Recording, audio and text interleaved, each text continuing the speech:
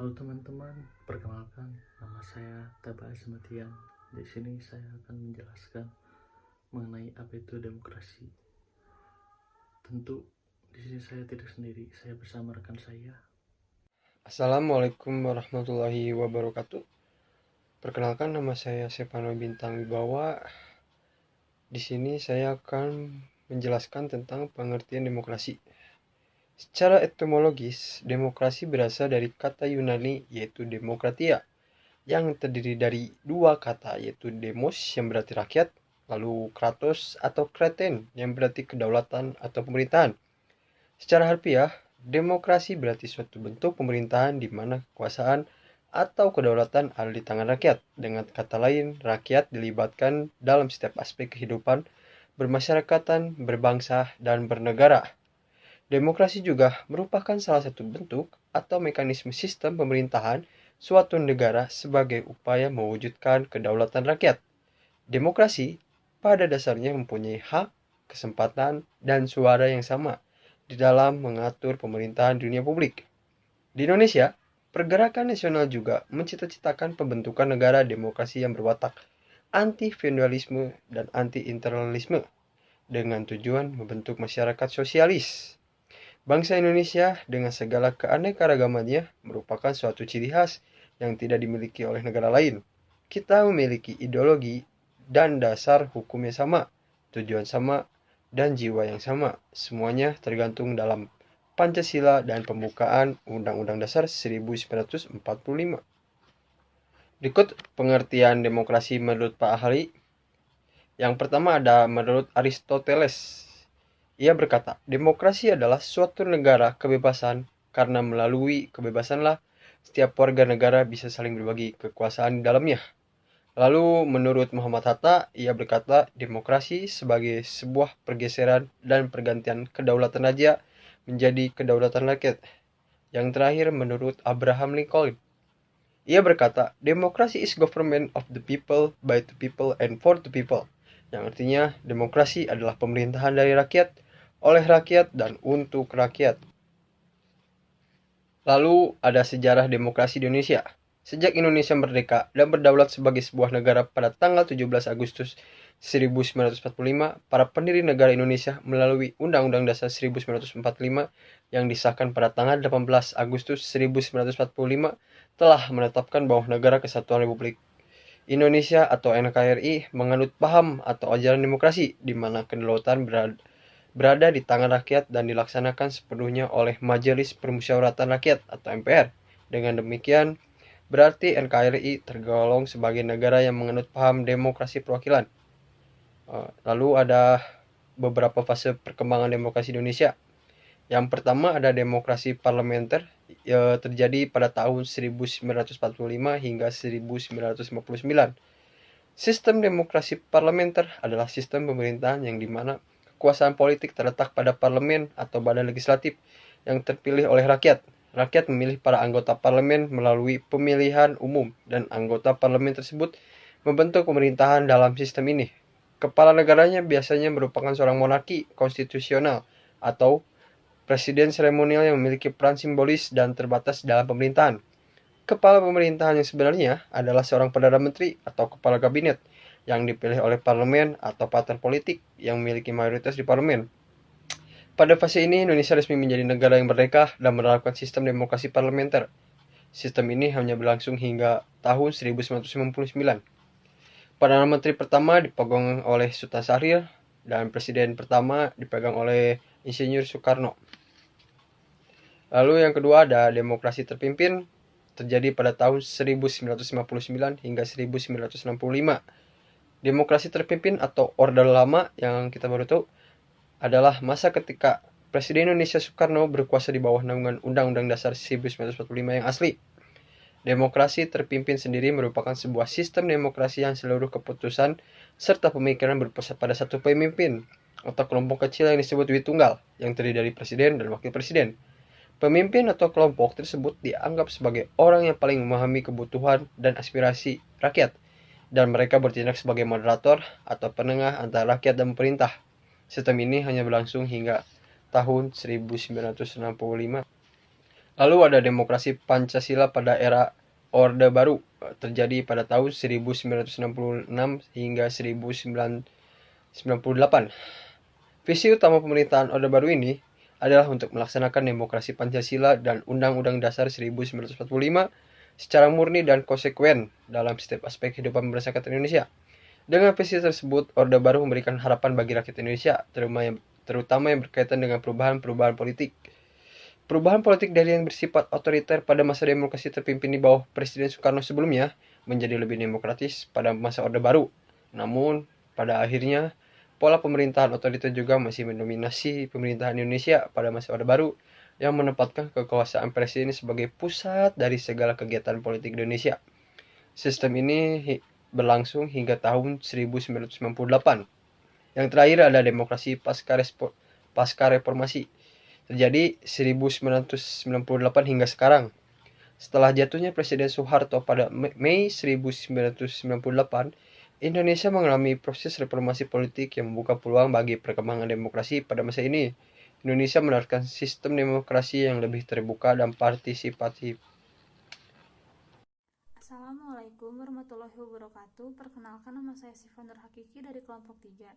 Saya akan menjelaskan mengenai prinsip-prinsip demokrasi dan landasan-landasan demokrasi Indonesia.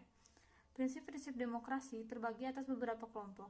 Yang pertama, kedaulatan di tangan rakyat, di mana kekuasaan tertinggi berada di tangan rakyat, yang berarti kehendak rakyat adalah kehendak tertinggi apabila setiap warga negara yang mengerti dan memahami prinsip-prinsip demokrasi. Yang kedua, pengakuan dan perlindungan terhadap HAM, mengaku bahwa semua manusia memiliki harkat dan martabat yang sama dengan tidak membeda-bedakan agama, suku, ras, dan budaya. Adapun pengakuan akan HAM di Indonesia telah tercantum dalam Undang-Undang Dasar 1945 yang telah terlebih dahulu ada dibandingkan dengan Deklarasi Universal PBB. Yang ketiga, pemerintahan secara hukum atau konstitusional. Pemerintahan berdasarkan sistem konstitusional atau hukum dasar dan tidak bersifat absolutisme atau kekuasaan yang mutlak dan tak terbatas. Sistem konstitusional ini lebih menegaskan bahwa pemerintahan dalam melaksanakan tugasnya dikendalikan atau dibatasi oleh ketentuan. Selanjutnya, landasan-landasan demokrasi Indonesia. Adapun landasan-landasan demokrasi Pancasila. Pertama, pembukaan Undang-Undang Dasar 1945 ada 4 alinea. Alinea pertama yang berbunyi kemerdekaan ialah hak segala bangsa. Alinea kedua yang berbunyi mengantarkan rakyat Indonesia ke depan pintu gerbang kemerdekaan Indonesia yang merdeka, bersatu, berdaulat, adil, dan makmur. Alinea ketiga yang berbunyi atas berkat rahmat Allah yang Maha Kuasa dan dengan didorongnya oleh keinginan luhur supaya berkehidupan berkebangsaan yang bebas. Dan alinea keempat yang berbunyi melindungi segenap bangsa. Lalu landasan yang terakhir adalah batang tubuh Undang-Undang Dasar 1945. Ada 6 pasal. Pasal 1 ayat 2 yaitu tentang kedaulatan adalah di tangan rakyat. Pasal kedua yaitu tentang Majelis Permusyawaratan Rakyat. Pasal ke-6 yaitu tentang pemilihan presiden dan wakil presiden. Pasal ke-24 dan 25 yaitu tentang peradilan yang merdeka. Pasal ke-27 ayat 1 yaitu tentang persamaan kedaulatan di depan hukum.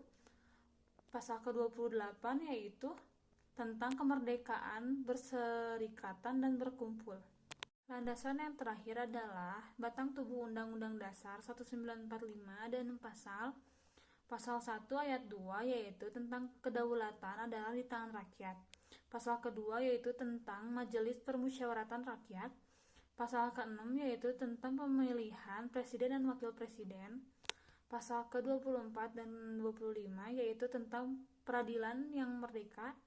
Pasal ke-27 ayat 1 yaitu tentang persamaan kedudukan di depan hukum. Pasal ke-28 yaitu tentang kemerdekaan yang bersih dan berkumpul. Di sini saya akan menjelaskan mengenai pelaksanaan demokrasi di Indonesia. Terdapat 4 macam demokrasi di bidang politik yang pernah diterapkan di Indonesia. Yang pertama yaitu ada demokrasi parlementer. Demokrasi ini dipraktekkan pada masa berlakunya Undang-Undang Dasar 1945 periode pertama, yaitu hingga tahun 1949, kemudian dilanjutkan pada berlakunya Konstitusi Republik Indonesia Serikat atau disingkat UUD RIS pada tahun 1949 dan UUDS 1950. Demokrasi ini secara yuridis resmi berakhir pada tanggal 5 Juli tahun 1959 bersamaan dengan pemberlakuan kembali Undang-Undang Dasar tahun 45. Pada masa berlakunya demokrasi parlementer, kehidupan politik dan pemerintahan tidak stabil, sehingga program dari suatu pemerintahan tidak dapat dijalankan dengan baik dan berkesinambungan, serta timbulnya perbedaan pendapat yang sangat mendasar di antara partai politik yang ada pada saat itu. Yang kedua ada demokrasi terpimpin. Lahirnya demokrasi terpimpin ini karena ada kesadaran dan keyakinan terhadap keburukan yang diakibatkan oleh praktik demokrasi parlementer yang melahirkan terpecahnya masyarakat, baik dalam kehidupan politik maupun dalam tatanan kehidupan ekonomi. Secara konsepsional, demokrasi terpimpin memiliki kelebihan yang dapat mengatasi permasalahan yang dihadapi masyarakat. Hal itu dapat dilihat dari ungkapan Presiden Soekarno ketika memberikan amanat kepada Konstitusi tanggal 22 April tahun 1959 mengenai pokok-pokok demokrasi terpimpin, diantaranya yaitu demokrasi terpimpin bukanlah diktator. Demokrasi terpimpin adalah demokrasi yang cocok dengan kepribadian dan dasar hidup bangsa Indonesia. Demokrasi terpimpin adalah demokrasi di segala soal kenegaraan dan kemasyarakatan yang meliputi bidang politik, ekonomi, serta sosial. Inti daripada pemimpin dalam demokrasi terpimpin adalah permusyawaratan yang dipimpin oleh hikmat serta kebijaksanaan. Oposisi dalam arti melahirkan pendapat yang sehat dan dapat membangun yang diharuskan dalam demokrasi terpimpin berdasarkan pokok pikiran tersebut. Kemudian yang ketiga, demokrasi Pancasila pada era Orde Baru. Demokrasi Pancasila mengandung arti bahwa dalam menggunakan hak demokrasi haruslah disertai rasa tanggung jawab kepada Tuhan Yang Maha Esa menurut agama dan kepercayaan masing-masing, serta menjunjung tinggi nilai-nilai kemanusiaan sesuai dengan martabat dan harkat manusia, serta haruslah menjamin persatuan dan kesatuan bangsa, mengutamakan musyawarah dalam menyelesaikan masalah bangsa, serta dimanfaatkan untuk mewujudkan keadilan sosial. Namun, praktik demokrasi yang dijalankan pada masa Orde Baru ini masih terdapat berbagai penyimpangan yang tidak sejalan, yaitu penyelenggaraan pemilu yang tidak jujur dan adil, penegakan kebebasan berpolitik bagi PNS, serta kurangnya jaminan kebebasan dan mengemukakan pendapat. Kemudian yang keempat, demokrasi Pancasila pada era Orde Reformasi, yaitu dijalankan pada masa demokrasi Pancasila, namun perbedaannya terletak pada aturan pelaksanaan. Berdasarkan peraturan perundang-undangan, terdapat beberapa perubahan pelaksanaan demokrasi Pancasila dari masa Orde Baru,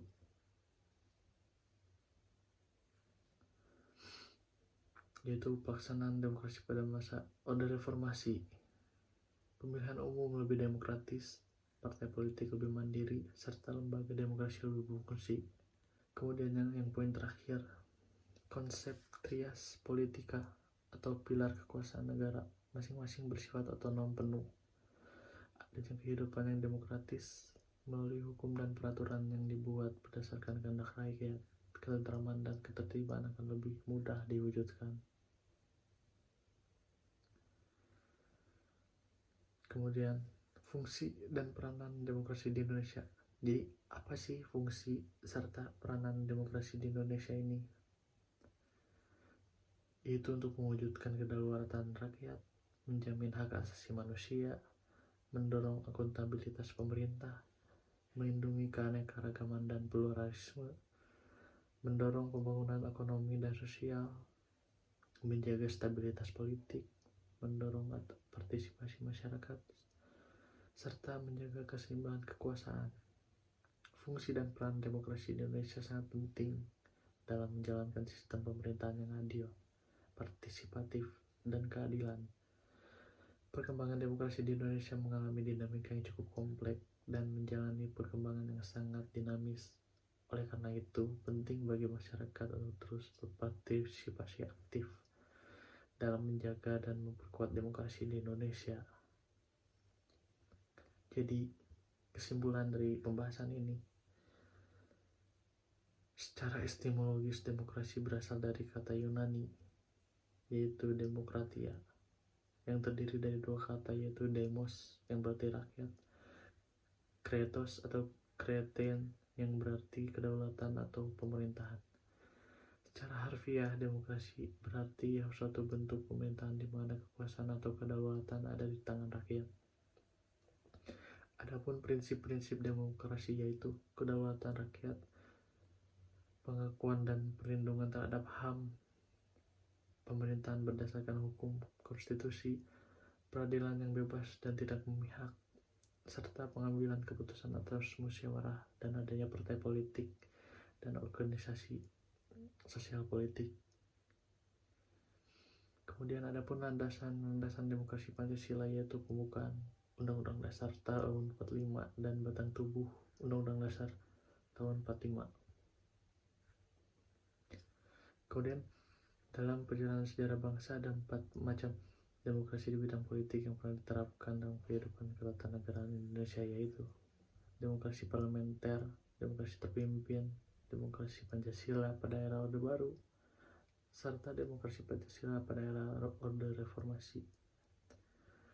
Sekian dari saya ucapkan wassalamualaikum warahmatullahi wabarakatuh.